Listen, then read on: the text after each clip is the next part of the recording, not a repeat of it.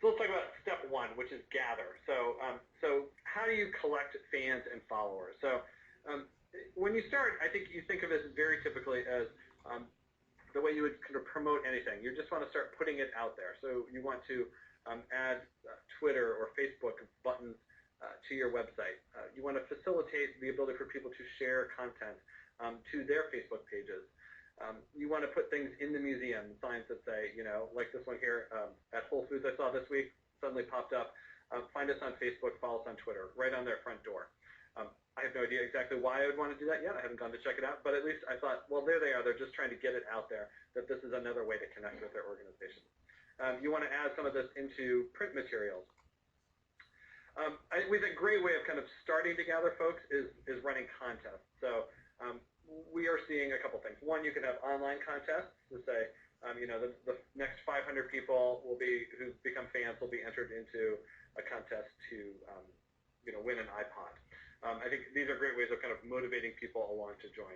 I think you can have things like special promotions to say everybody who joins will get 10% off at your museum store, or join for other sorts of discounted ticket sales. So you can have promises of things down the road too. And you also want to use your traditional networking as well. So I think sending things out via email, adding it to outbound emails, adding it to your footers. You can also use the tools within the application to invite people within your organization to invite all their friends. So you should have everyone in your organization join up as a fan on your page and then send that out to their friends. So this kind of, again, it's social. So remember, use the social networks that exist. That's the power of this, of saying that I recommend this.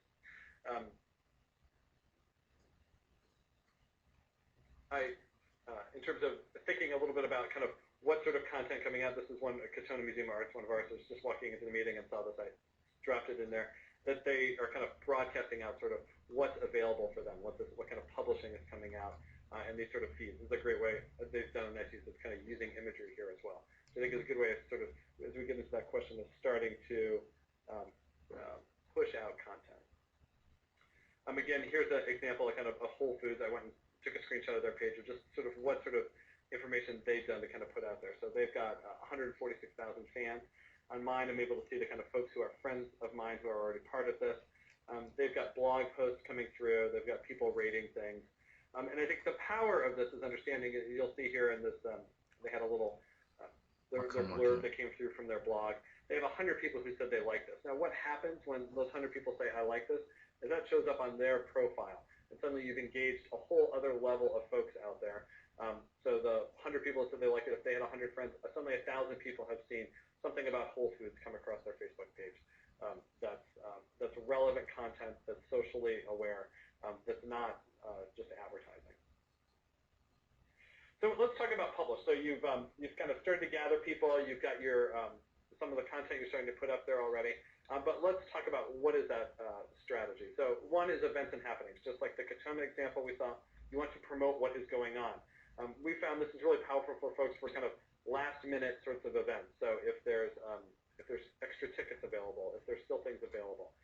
One of the things that we're seeing people do online is, and some of the research that we have about museums in general, is that people make last-minute decisions about how they're going to spend their leisure time, and that word of mouth is really powerful. So this is where social networking is really, really important to kind of, you have both people kind of making social decisions as well as kind of looking to make plans with their friends. I think getting your events and happenings out onto their pages is helpful.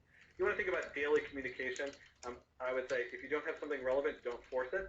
But you do want to think about being consistent about that. And you can use some tools like TweetDeck or some other things to schedule your posts going out, both through Twitter and through Facebook. There's a variety of different online tools that you can use to schedule that. So the base level, you want to think about this kind of events and happening. And this is a little bit kind of traditional in your thinking. You have sort of that kind of Web 1.0 thinking of from one to many. You're kind of broadcasting out your message. But it's a way to get started, and it's kind of what people will expect. So I think that's the kind of baseline. And as I said, I think we see a lot of museums who get on board, they get some folks going, and they start doing this. Now, I think the slightly more complicated thing is, and this is where people say, well, how much time does this take? The first step's not very much. The second step, it takes a little bit more, which is thinking about how you can create content of interest to your community. So what are other programs and events going on? What other news and items of interest are happening in the community? So your museum is about something, whether it's contemporary art or history or sculpture. And there's other events that people who are interested in that are going to want to know about. So other contemporary art events, other openings. You want to start putting out that stuff, and you want to start becoming kind of filling a niche. So you want to look, is there somebody in my city or in my geographic area who is having this conversation, and how can we have that online conversation? So we have somebody who we work with who set up one for Boston for fashion, and they were able to say, like, I want to find a space for people to connect about fashion events in Boston. And that was, you know, it has both kind of what's coming on and what's happening, but it filled like an editorial need. So I think finding what is that niche and then trying to find things of interest. So again, I think what's really important here is being authentic. So this is one of the key marks of Web 2.0 is that there's a kind of openness to things, that you're not just trying to sell stuff, but that you're actually trying to engage people. And again, remembering that it's social, that people don't like to be hit up by their friends all the time. And so in the same way, you just need to respect the rules of how the game is played. I think what's great from a trustworthy perspective is that museums have really, really high trust, much more, double the trust. If you look at this study from the Institute of Museum and Library Services, that museum websites have a high level of trust. So people are really willing to kind of engage with you, to believe the content that you're putting out there, and want to receive, you know, trustworthy content, as opposed to, you know, something about contemporary art where they're not so sure who's this coming from, who's running this. So I think you can really bank on that trust, and as a way to kind of bring people in, but you also need to kind of honor that as people are thinking about what sorts of content you're putting in. So in terms of publishing, as I said, remember it's social networking. So this is the Twitter feed from the Museum of Modern Art. And one is personal. So you'll note right up in the right-hand corner in the green there, it says it has a bio. So the Museum of Modern Art has a huge number of followers, and they have a person who's doing this, and he's kind of in charge of this. So there's a kind of personal connection. This is really important when you're thinking about your Twitter feed or your Facebook. People want to actually know. We run a number for clients, and people start asking, who are you? They want to know that it's personal and real, and that they're interacting with not just a company or an organization, but that they're interacting with a person, and they're having a conversation. And so I think this is really, remember, as I say, it's a social network. So remember that. And this is, again, is where sort of trust and authenticity are really important. So I told a story yesterday, which I'll repeat here. I think it's a little helpful around, I have a friend who sells jewelry, and kind of as a at-home sort of situation, and she always puts stuff out on Facebook, and I feel that she violates this rule of trust and authenticity, because she'll say, I was just in the store the other day, and I realized, oh, it's almost Christmas time, and what would make a better present than some of this lovely jewelry? And she goes on to talk about why some other things, and it's kind of a little sales pitchy for me, and I think, you know, I feel like I'd much rather her just say, hey, I found this great jewelry, I'm selling it, if anyone's interested, just let me know. I'd be glad to talk to you about it. I really like it. And it's, you know, I think that feels much more authentic and real, as opposed to this kind of conceit like, oh, it's almost Christmas. I think you want to kind of respect that. You want to respect how people interact. And because people sniff out marketing content, they sniff out other things. You want to think about, we're actually having a real community, and we're actually engaging here.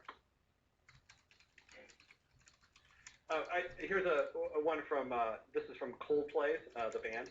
Their feed, and what I appreciate that, I feel like they did a great job. I started following them over the summer as they were on tour, and what I appreciated is you could tell it was actually the band and not the PR people who were writing it. And so I think they created something which is this sort of access, and they took their own pictures. They had the band in the photos. It was their cell phones that were used. It wasn't somebody else, and they were actually just kind of putting things up and letting these things come through. I thought that authentic, kind of transparent, behind-the-scenes experience is really, really powerful, and it's something that this kind of real-time snapshot can actually take you through.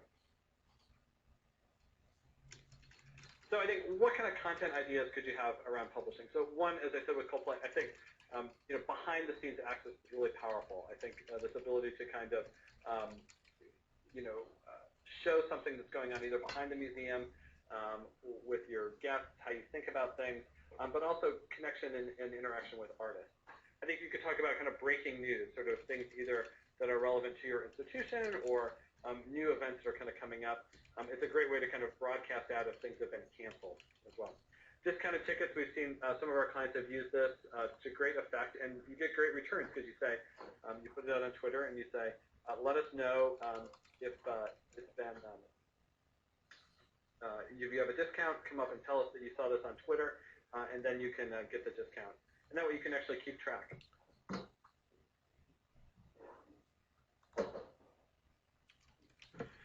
So the other things you can do is talk about advocacy or education. So you can talk about, hey, there's this issue that's really important, or there's this educational topic, and you can have those folks, kind of start talking about things and start sharing ideas. So I got a screenshot here from the Twitter, which has some things from the ICA Institute of Contemporary Art here in Boston, and I would say they're doing a lot of that kind of early broadcasting out things, and, where they're actually sending out information about events or things that are going on. And then you also see things that are on, like the Brooklyn Museum is a little bit different, is you see these kind of hashtags and things in there, and you see people actually beginning to kind of communicate and connect around that. And I think that makes it really, really, you're starting to see actually community happen, which makes a big difference. So I think when you talk about interaction, you can think about community and not marketing, as I was saying. So I think the sense of how do we kind of join this conversation? And I think here's a screenshot from the Facebook page for the Met in New York, and you'll see people have started to actually communicate and talk around this. And so this is the kind of tipping point you want to see. You want to kind of keep getting enough kind of content and keep kind of gathering people, continue to publish, be regular, don't give up on it, and suddenly you'll have this kind of tipping point where people will actually begin to interact. That's the point where you can sort of jump in and start thinking about how to kind of get into that community. And you can start seeing what are people interested in, what are people commenting on, and you can actually let that guide your editorial strategy. So I think one of the things you're seeing here too is like the Brooklyn Museum in New York has they actually have a social media membership called First Fans. And what they're allowing is you get these kind of meetups, these offline meetups, and then you also have kind of access to the artist. So as we were talking about, a great content strategy is allowing access. So they have a private Twitter feed just for the First Fans, and then they can actually hear, kind of see what the artist's doing, see him sharing pictures as they're installing things.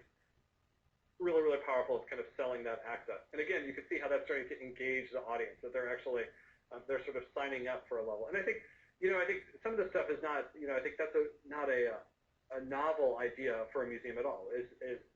Traditionally you've sold different membership levels, and those membership levels have always provided additional access, whether that means to your executive director or to the curator, sort of private tours. So I think taking that same concept and thinking, well, how could we use tools like social media to make that happen, I think is exactly the way to think about it, and this is how the Brooklyn Museum has thought about it.